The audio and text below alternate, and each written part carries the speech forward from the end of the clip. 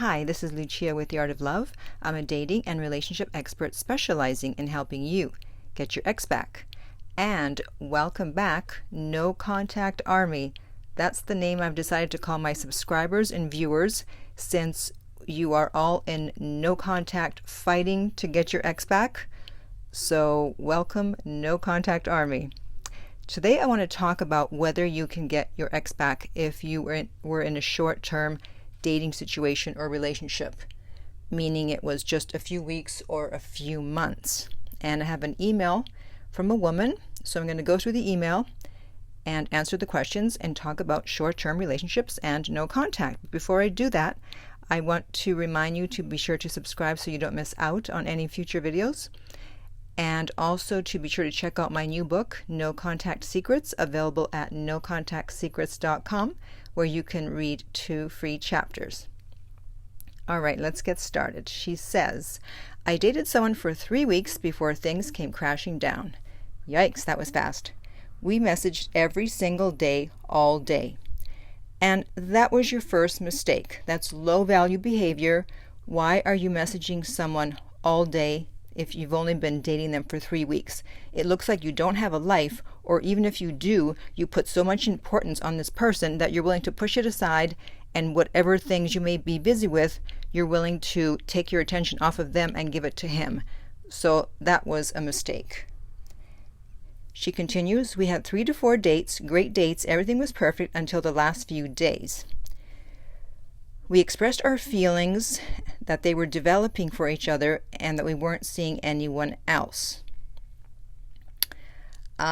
Too soon. Another dating mistake right there that I talk about in my video, the top 3 dating mistakes. It's only 3 or 4 dates. Why are you already talking about feelings? And I don't care if the other person brings it up. Remember, anyone who's willing to rush in will be just as likely to rush out. So if after 3 or 4 dates someone says, oh, I really like you, you can say, well, you have great taste. With a wink and a smile. Okay? You don't have to be like, oh, I like you too. You don't. All right? So don't be afraid that, oh, I have to tell them that I like them too, otherwise they'll go away. Then I guess they didn't really like you if they go away because you didn't reciprocate. So you can't be operating from fear. Okay, so then she says, I flipped my lid because he was still carrying on friendships with other women. And so I asked for clarification, and she said 3 to 4 female friends he texts and calls a few times a week. So that sounds rather odd. Listen, it's possible they're just friends, but what guy is texting and calling female friends a few times a week? I mean, I have male friends. I'm not talking to them a few times a week. I may not even talk to them a few times a month. And he's got several of them. As I said, it's possible, but I would be suspicious. But the fact is that he had asked her to not see anyone else 2 weeks in. Way too early. And if you hadn't agreed to exclusivity 2 weeks in, then at week 3 you wouldn't have flipped out if you had waited and done due diligence, as businesses do. They don't just rush in and buy something, invest in something without finding out what is really going on with this business or with this property.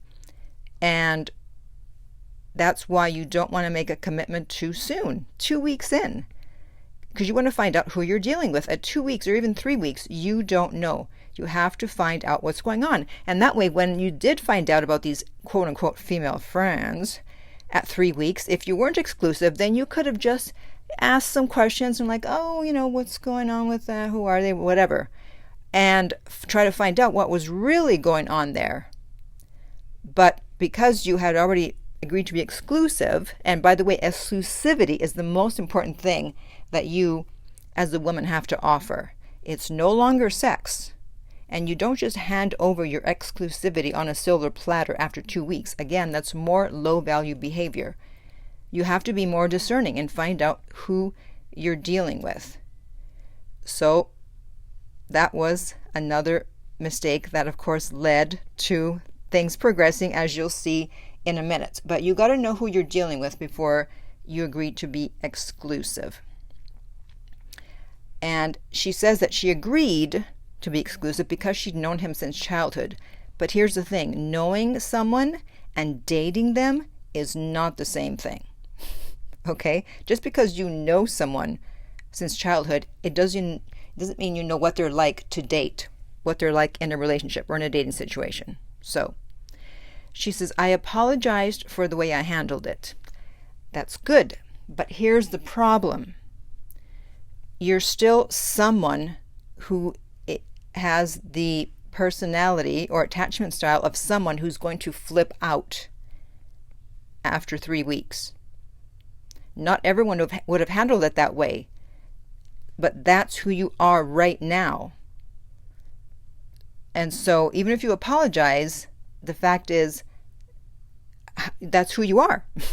Like the best example I can give is someone was dating this woman, and she talked too much. Like she would talk about her, cousin's, nephew's, sister's dog. Things that really were not important.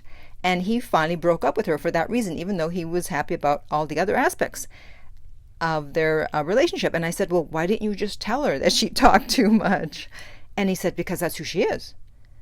And I thought, you know what? He's right. That's who she is. It's like now she would have to shut up when she was around him, and that would not have been who she was.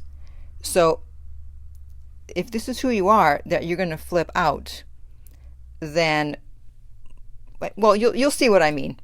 You'll see what I mean as I continue on, okay? But apologizing is great, but you were just being yourself. And she said he was accepting. Okay. He told me I needed to trust him, that this would work.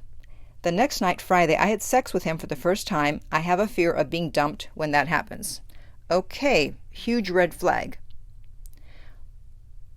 Often we cause things to happen because of our fears. We're afraid that something's going to happen, and then what do you know? We manifest it. It does happen. And if it's happened in the past, well, I'm sure it's happened in the past, because otherwise why would you be afraid of being dumped after having sex if it's not happened one or more times in the past? And if it did, it was for one of two reasons. Either you were really bad in bed, which I doubt, or you behaved differently after having sex. That's often why men stop seeing someone after having sex. Women think, oh, he just wanted sex and then he left. No, you started becoming needy and possessive and insecure after the sex, and they were like, okay, I didn't sign up for this, and they're out. And maybe that's what happened with you. I'm thinking possibly because of the way that you reacted to the news of the 3 women. Okay, continuing on. Well, Saturday was normal communication. Then Sunday, nearly the whole day went by without hearing from him. I reached out and he continued being weird. He was ignoring my messages while sitting on social media. Another mistake. What do you mean messages? You don't send messages. You don't double text and triple text. You send one message and then you wait. As long as it takes, even if it's weeks. Okay? But I'm starting to understand your personality and attachment style. Someone like that is not going to be able to do that. She said, the next day he messaged first thing in the morning, and I responded with, oh, so you want to talk to me today? He hatefully responded that he was spending time with his kid and dad for Father's Day. He has his kid every day and eats dinner with his dad multiple times a week. A 5-second text wouldn't have killed him. You're right, but I don't know how many texts you sent, what you said in the texts, and if he was already starting to be turned off because of the way you flipped out, as you said, over the friends, and now you're flipping out on Father's Day, then he probably just didn't want to deal with you. Possibly. That's one explanation, because I don't know what you said in the texts. Anyway, opened the message and I never responded. He has not spoken to me either.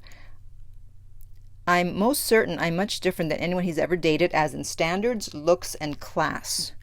Well, standards, looks, and class are great, but nobody wants someone with a needy, insecure attachment style. So unfortunately, your standards, looks, and class are not going to save you. And I'm sorry, but it's not classy, some of these moves that you made. someone that's classy is not going to flip out. They're going to find a nice way to address it, but they're not going to flip out when they find out about the women. And they're not going to send multiple messages. So I think we have a different definition of class here. I do think that he's already seeing someone in less than a week. Well, do you know that for sure? We don't know that. Will no contact work on this situation given the length of the relationship and the drama in the last few days and the fact that he's probably talking to someone else? Again, we don't know that. So to answer your question, it depends on his interest level, because interest level trumps everything. But let's look at some things that might be a factor. So he has a kid, he's divorced or has a baby mama, and if they're not together, that means there was a breakup, which means there was probably drama. So it really depends on his tolerance level for drama. If it's low, then that's generally going to lower his interest level, and he won't want to get back together because he's already had enough drama with the baby mama or the wife, and he's like, all right, I'm not getting into this, and he's choosing to cut it off right away. Now, this isn't really a long-term relationship since you've known each other for a year. So luckily for you, you've got that advantage going for you, as opposed to if he was a complete stranger and all this happened in 3 weeks, that would have been worse. But since he's known you, he may be willing to give you a pass. Also, in short-term relationships, there isn't a lot of water under the bridge in a few months or a few weeks of dating. So there aren't a lot of bad memories, and there's usually a lot of hope for what the relationship could be down the road. So in a short-term relationship, you have that working for you. So I think there's a good chance of hearing back from him. I'm glad you didn't respond to that last text.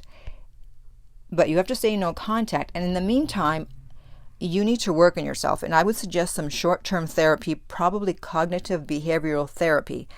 Because otherwise, even if you do get back together, you're going to get triggered by something else. You're not going to be able to control yourself, and you're going to, as you say, flip out again. So you may be able to get him back once, but it will be more difficult to get him back a second time if he gives you a second chance. Now, I also have a comment from YouTube here about someone talking about short-term relationships. And they said, I always thought people who mourned short-term relationships were silly.